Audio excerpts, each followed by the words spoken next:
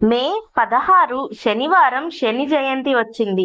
శని బాధలతో బాధపడుతున్న వారు ఆ శనిదేవుడి యొక్క అనుగ్రహం కావాలి, ఆ శనిదేవుడు మనల్ని చల్లగా చూడాలి అనుకున్న వారు ఈ పరిహారాలను పాటించడం వల్ల ఆ శని యొక్క అనుగ్రహం మనకు కలిగి శని బాధలు దూరమైపోయి ఆ శనిదేవుడు మనకు ఖచ్చితంగా చల్లగా చూస్తారు.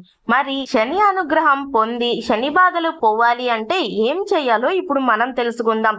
ఈ శని జయంతి మనకు శనివారం వచ్చింది కనుక చాలా ప్రీతికరమైన రోజు అని చెప్పవచ్చు. ఈ రోజు మనం శనివారం కనుక నవగ్రహాల దగ్గరికి వెళ్ళి 9 ప్రదక్షిణాలు చేసి నువ్వులతో శనిదేవుడికి తైలాభిషేకం చేసి ఇంటికి వచ్చిన తరువాత శని అష్టోత్తరాన్ని ఒక్కసారన్నా తప్పకుండా చదవండి. అలాగే ఓం శం శనేశ్వరాయ నమః ఈ మంత్రాన్ని 108 సార్లు జపించడం వల్ల శని అనుగ్రహం మనకు కలిగి మంచి ఫలితాలు మనం పొందవచ్చు.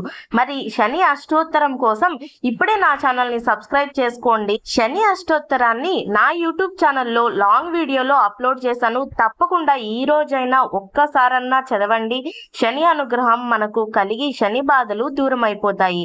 అలాగే మీకు విముక్తి కావాలి అంటే శని దగ్గర నుంచి ప్రతి శనివారం ఒక్కసారన్నా తప్పనిసరిగా చదవండి.